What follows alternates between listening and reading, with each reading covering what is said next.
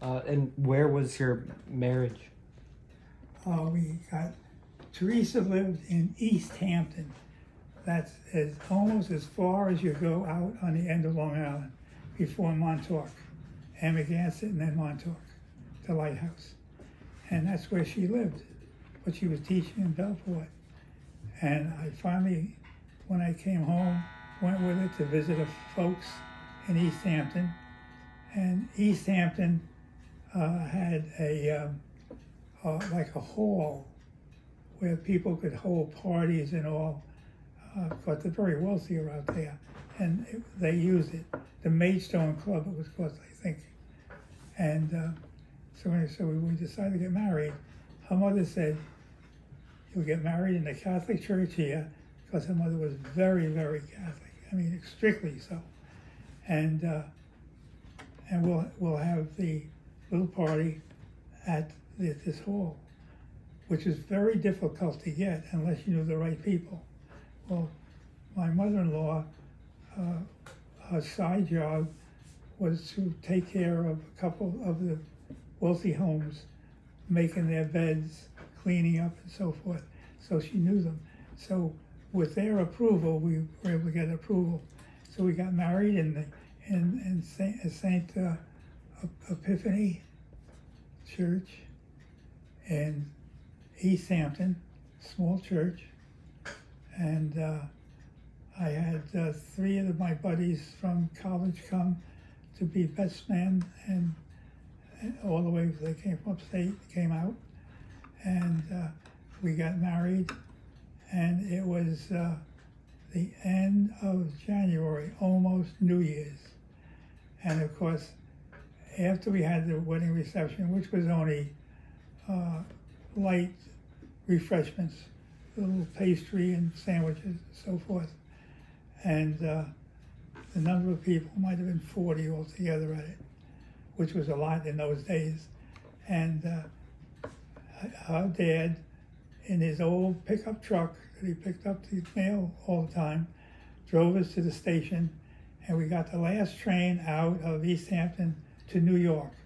And this was like at about, almost 11:30 at night. And we got on and rode all the way the length of Long Island into Manhattan, and went to, got off at Grand Central, and we went up to Times Square where the hotel was, and that's where we stayed. And of course the next morning was Sunday, and Teresa was very religious also. And in fact, before I married her, when I was in college, I converted from Episcopal to Catholicism. And so I could understand her feeling. So she wanted to go to church the next morning, which was nice to do after our wedding. And we went down, and St. Patrick's is near to the Paramount Theater in that whole area. And St. Patrick's is known to have a long crowd going into it. So, and here was holidays.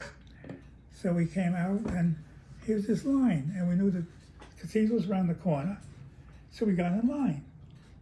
And we're standing there, and I said to the guy after we were in it for about 50 minutes, I said, "Gee, don't they open these doors, into the church?" And he said, "This is the line to the Paramount movie house." Oh no! Because Frank Sinatra was playing. Oh my And gosh. everybody under the sun was going. So we had a switch, and that line was around the corner again, which we got into to get into St. Patrick's. And I remember we paid 10 cents to get in for a seat at St. Patrick's, and it was packed on it. And we went in, but I always remember that we stood in this line going to see Frank Sinatra. Stupid things happen. And what was the date of your wedding? God, 1949. I think 1940. Gee, you're asking me questions I don't remember. It's okay. About 1949, sometime in there. Yeah. Okay. Yeah, it's before the 50s. It was. but it was kind of interesting there. And you know what's interesting? That house that they had, um, their daughter had a son, Ralph, and Ralph worked for GE in Manhattan as a serviceman, and he loved it. The reason was that most of his people that he worked on were in the highest buildings. I mean, he might go to repair a refrigerator up on the 30th floor or the 50th floor, you know. But he found out that most of the people that called for repair were lonely. No one had been up to their apartment at all. Wow. And when he came, he'd say, "What's wrong?" "Well, it has a little noise, but why don't you sit down and have some tea with me first or something?" I mean, they were desperate for somebody to be there, and nobody visits them at all. And so he worked. But anyway, he married this girl, and when her parents died, they took over the house, this old house they had. Anyway, he died because of some service injury he had. Anyway, she sold the house for $1 million. Wow. And when they died, we divided it up. You're going to let everybody share what it is so that the person buying it pays for it. You know, so if we're selling this and everybody's dead and you all give like so much money, that's make it worth it. And then that money is split up between the ones that aren't buying. The one that is buying is paying it. And when we did that, it was only worth $18,000.